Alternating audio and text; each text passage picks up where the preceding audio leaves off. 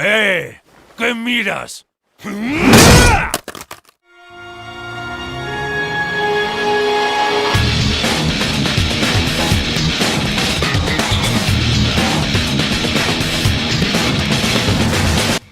After Tekken 5 and 5DR's success, people had extremely high hopes for Tekken 6. Take what Tekken 5 did right, iron out the problems, add new characters and modes, and we'll have a contender for an amazing fighting game. So in 2007 in the arcades, in October of 2009, we got Tekken 6 releasing on the PS3 and Xbox 360 to pretty good fanfare with positive reviews. So now, let's discuss Tekken 6.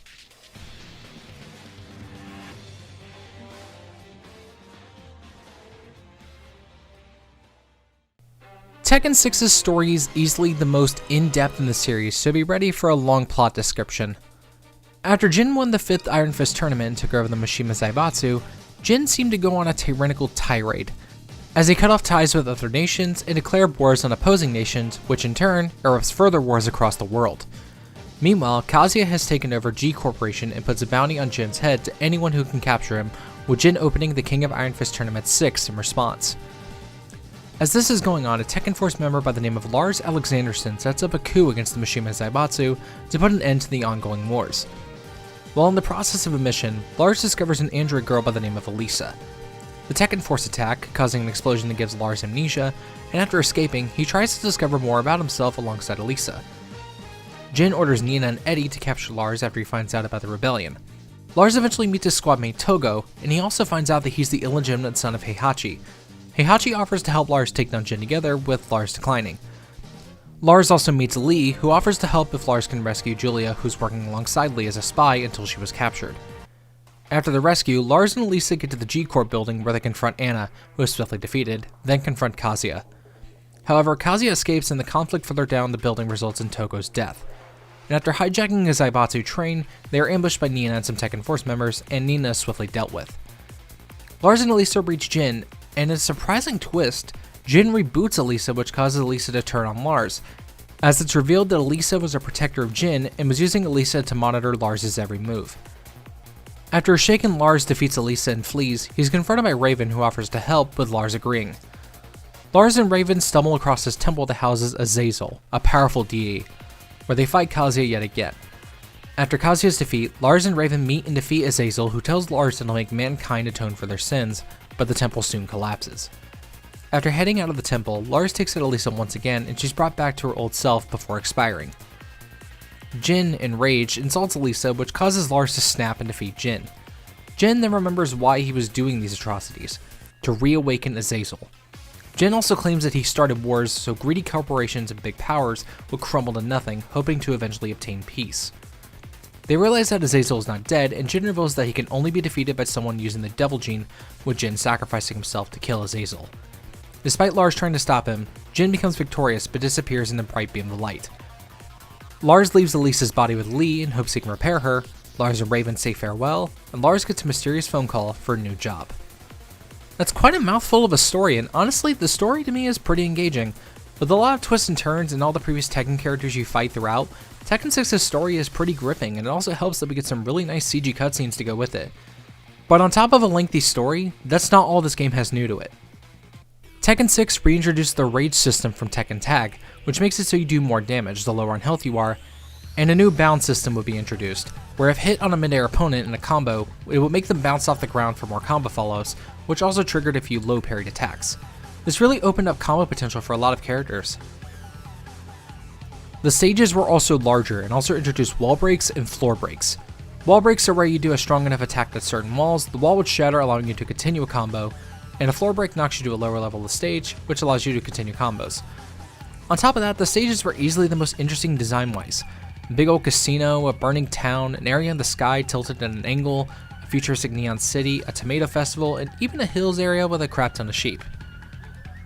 2 of the 6 new characters introduced in this game actually are or have been mains of mine to this day. First is Elisa Boscanovich, the android who journeys with Lars to discover his truth. Bob Richards, a once scrawny fighter who enters the tournament with a larger body to showcase that big guys can fight, and is a fucking boss at it. How can you people not love Bob? This dude is suave and cocky in the right ways. You hear that, Street Fighter 4 Rufus? This is a big guy done right. Anyway, next is Lars, which I won't explain why he enters again. Leo Cleason, an ambiguous character who enters the tournament to find the killer of their mother. Miguel Rojo, who enters the tournament to kill Jin after the bombing of a church where his sister's wedding was being held, and he's also another main of mine.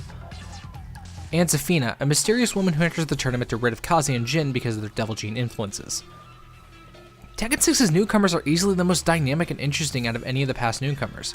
We've got an android with chainsaws, a big guy with speed and weight, an officer with quick speed and electric strikes, an androgynous character who's well balanced, a dirty fighter who fights like a street brawler, and a woman with extremely dynamic and unorthodox stances. And that's something you can't deny about Tekken 6, is that the characters are extremely well made. And on top of that, all the faces from Tekken 5 DR minus Jinpachi make a return, making it a very loaded roster. The game looks really good for this generation. The stages and character models took a nice increase to HD, and this isn't even the best looking game in the series yet. The music admittedly isn't one of my favorites. Don't get me wrong, the soundtrack is still great and has some slapping tunes, just not up there for me. But speaking of the slapping tunes, some of my favorites are Death Fight of the Neon,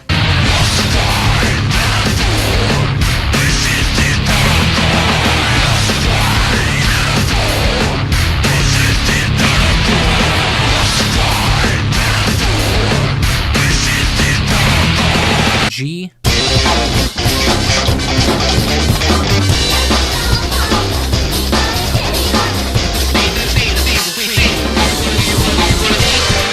Anger of the Earth,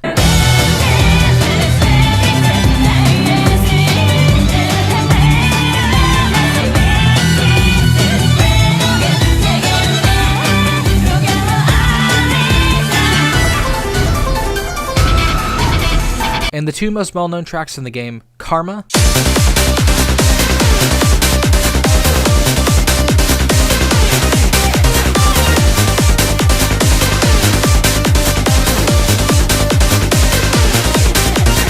and Yodeling on the Metal Hill.